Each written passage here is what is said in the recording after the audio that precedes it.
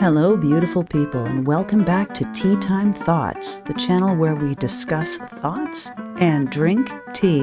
And I have to admit, today I don't have any tea because I had family swooping in from all around. All of my teacups are actually dirty, so they're all in the dishwasher. So we're gonna have proverbial tea today. But I think there's enough tea in all of these posts today that will surely make up for the lack of tea that I have. Oh, and before I get started, as you can see, all I did was rotate my desk 180 degrees so that you can see my Christmas tree in the background, which is kind of blurry, which is fine. So as you can see, we're getting there.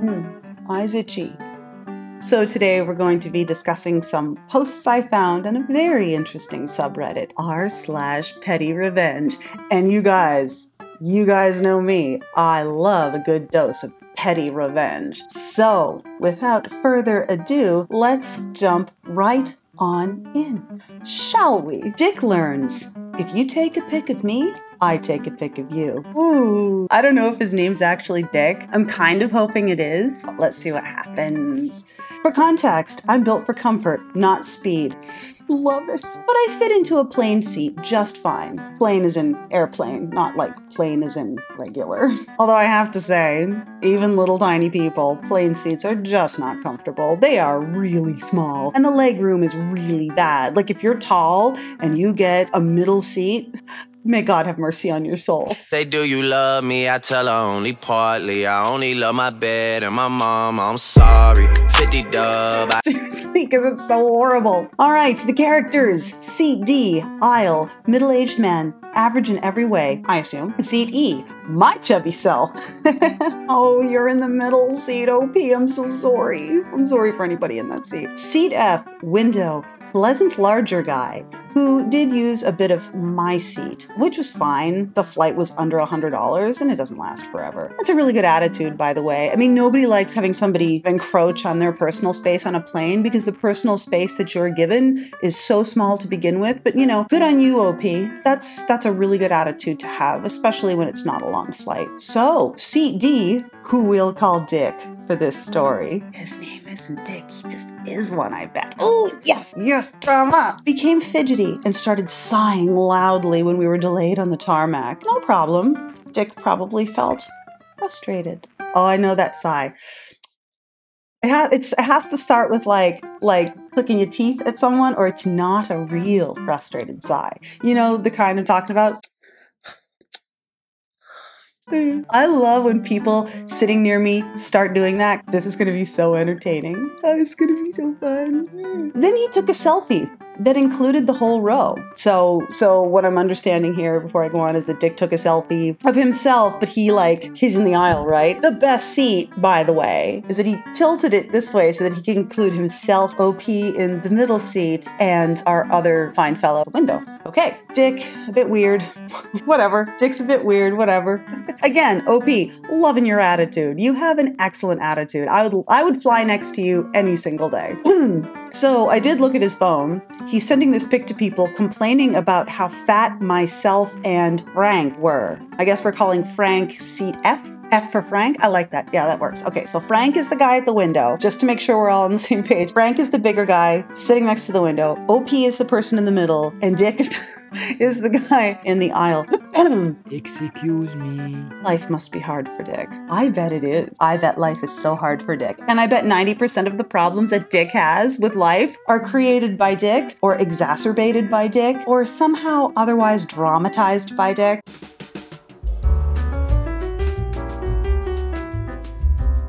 Yeah, okay.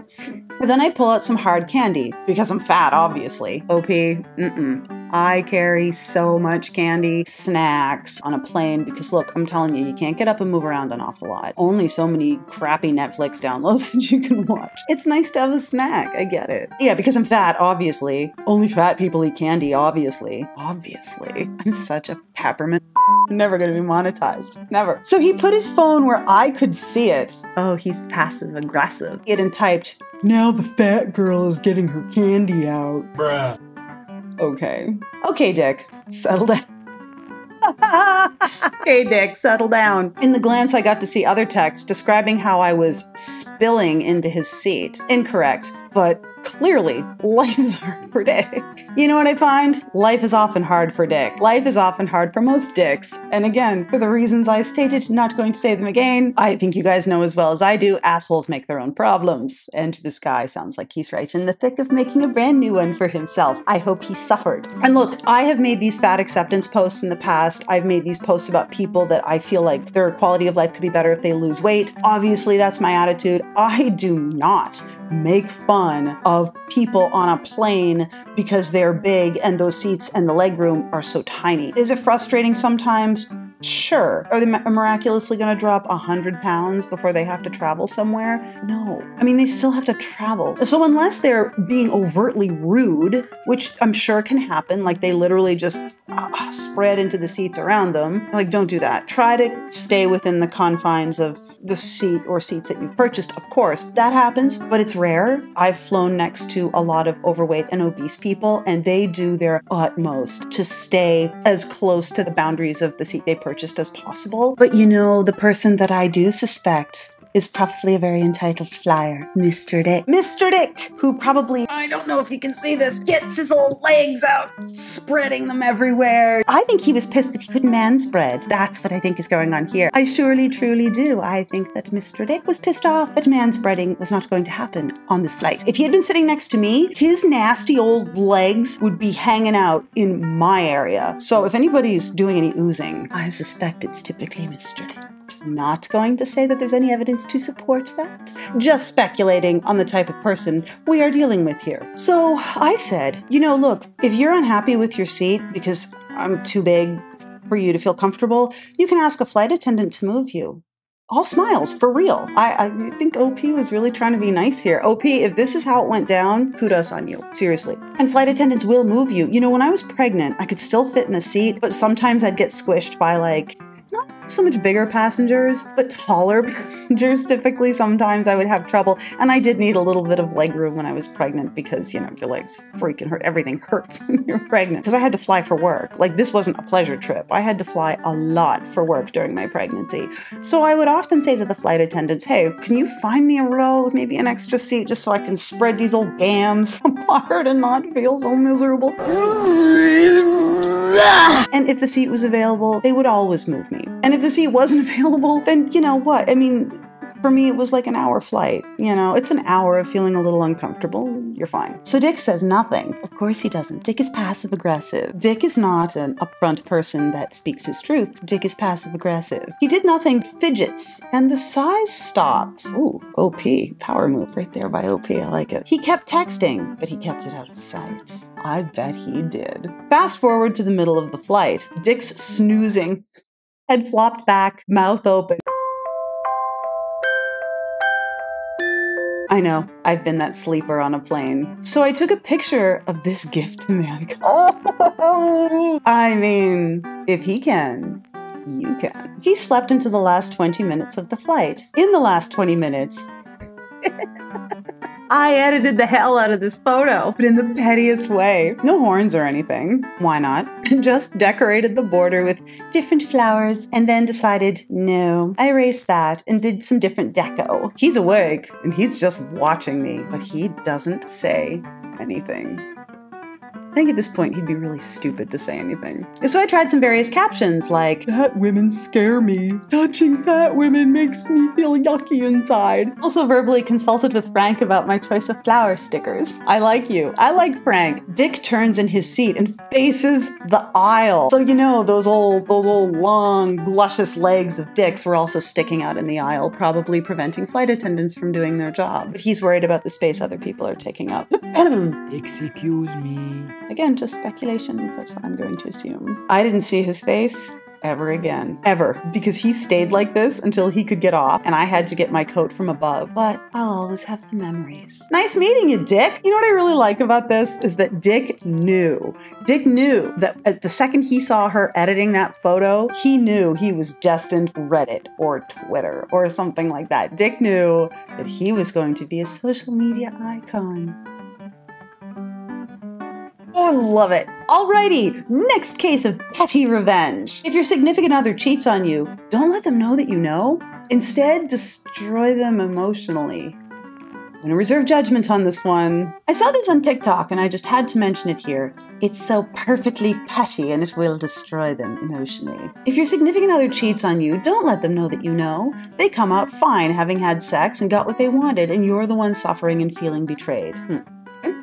Instead, take a moment to cry and process by yourself. Or, with your friends. Maybe over a bottle of Cabernet, Chardonnay, whatever Ané you like. I would definitely pull some friends in, maybe some ice cream, whoever makes you feel better. But okay, I think her point is not in front of the soon-to-be ex, I assume. Then make a list of everything that they love about themselves. And then take them out to a nice restaurant. Oh, this is gonna be so good. Halfway through, just go, I'm sorry, I can't do this anymore. And they'll ask, what?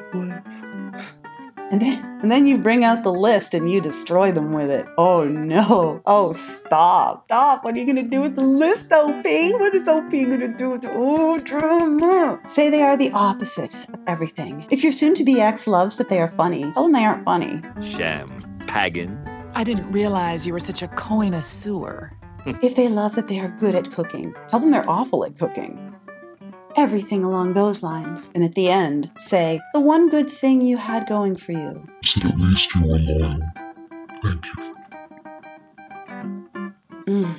I appreciate that OP found this on TikTok, so this wasn't their idea, but to the person who came up with this, you need to let me know if we ever meet, you need to let me know early on that you came up with this idea, because I don't ever want to with you. My self-esteem is bad enough. Then again, I don't cheat on people, but any little transgression, man, they're hitting you with the power move. It will destroy them emotionally. They'll be thinking about that forever. And you come out on top. And it is the most petty and beautiful form of revenge. I have some thoughts about this. I'm going to talk about them. On the surface, I love this. I do. I love it. I think it's great. It's like the perfect mix of dignified and sophomoric. Oh, I had this girl bully in high school, and so instead of bullying her back or telling a teacher or doing something pro-social, I just teased her until she developed an eating disorder. It's giving that. I don't know. I mean, does he or she deserve it? Yeah, absolutely deserves whatever you want to throw at them. At the same time, how much does someone have to transgress before you do that to them? There are some transgressions in the world that are definitely not okay and are definitely deal breakers, like they're break-upable offenses or friendship-ending offenses. But did they deserve this level of retribution? I don't know. I think if you're going to use this tactic, great, but you need to calibrate. This is not petty revenge. This is nuclear revenge. Especially since a lot of cheaters have self-esteem problems to begin with, from what I've heard. I would be very careful with this one. Very careful. You want to get them out of your life and let them know that you're not going to put up with their That's my coffee maker telling me it's not going to keep my coffee warm anymore. I don't have any mugs. Third, petty revenge. I taught a kid a swear word, but I love it. I'm guessing that this child had an absolute Karen for a parent. I suspect this is going to be fun. I always love stories that involve doing cute things with kids. I love that. On the train yesterday, a woman and her kid were traveling with me. It's a 36-hour train. Ugh. So obviously the kid was getting restless and cooped up, so he started running up and down the coaches. Didn't mind. I know it can be hard. But then, when the kid starts eating, he ate snacks. Quite a lot. Yeah, that's what they do. They're kids. They're little tiny bundles of mitochondria. They need a lot of energy. They're growing. They're running. They're playing. They're yelling and screaming. And like every single thing they do, they're just like they're high octane all the time. I have a very low octane child, and even she's high octane all the time. He was tired from all the running. So the mother had the guts to take the snack packs from him and say, if you eat too much, you'll become like that lady.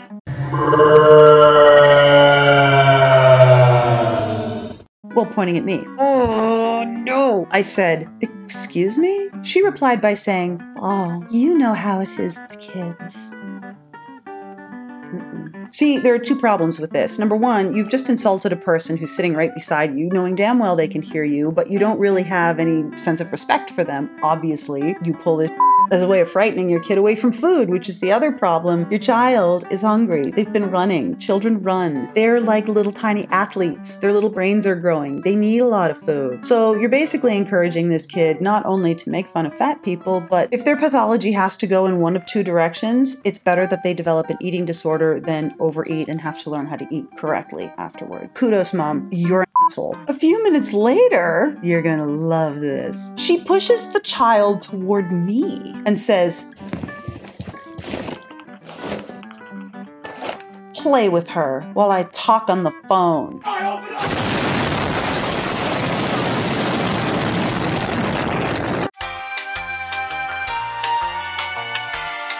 I didn't sign up for impromptu babysitting. No, and this is exactly what I was saying. That woman sitting in that seat saw you as just there, and hey, any human interaction is better than none, and she's assuming you get none, and you're just a sad fat lady. So, hey, here's a child. Interact with it. I have to make some phone calls anyway because I'm just very popular and busy.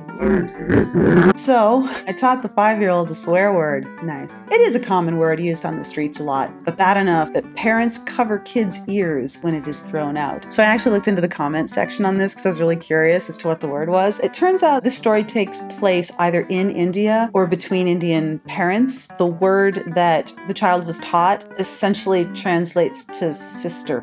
I love it. Love it. The kid starts running again, but this time is chanting that swear word. You know how it is with kids. They learn a new word and just keep saying it over and over and over again. And everyone in that coach looked at that mother and they were judging her because that word is definitely not something respectable people speak in public. Oh, I love it. I love it. In the future, if a parent ever uses their child to shame me or anyone around me, that's exactly what I'm going to do. I think that's absolutely lovely. Again, very immature, but petty revenge often is. And when you're dealing with immature people, look, people use this phrase. They always use this phrase, pick your battle. Pick your battles. You'll never see these people again. Just pick your battles. I don't understand that phrase at all. You don't pick any battles. I mean, unless you're a real problematic human being. If you go out looking for drama and battles, you deserve every single one you get. When other people bring their battles and throw them at you, you haven't picked anything. The battle has picked you. And at that point, when you're dealing with somebody this terrible, petty, childish, and absolutely eviscerating is the way to go. Bravo. It's going to take that mommy a long time to make sure that that child stops saying that word. And the more she tells this child not to say that word, the more this child is going to say that word, because that's how kids are. They try us out, they wind us up, they love to mess with us. And I have a feeling this lady is going to be spending a lot of time regretting the day she ever met OP. Drama. All right, so it's a little bit short today. I've got a lot of like holiday, rappy Christmas party crisis stuff going on, so I had to keep it a little short today. If you do have any thoughts about these people, please drop them down into the comments section. I've been getting some comments from my new followers. I love and appreciate you guys. In fact, we are at 6, as of this recording, 6 followers right now. Woo, we are off and running, and lots of views, some likes. I'm really happy. Thank you so much for helping me support my channel. It's really important to me. And if you want to tell me anything, whether you like my content and want to tell me to keep going, whether you have any criticisms of anything I've said, or whether you want to tell me to go F myself, please let me know either way, because it pumps the algorithm no matter what you write. And we always like a good algorithm pump around here. And if you want to see any more of my face, mash that subscribe button, click the bell icon, and that way you can stay updated on any new content I put out in the future. And I really appreciate you guys. Thanks so much. I will try to get a few more uploads done before Christmas. I actually have a special video for my followers. It's coming up in a couple of days. So again, thank you very much. As always, love my thoughtfuls. Tschüss.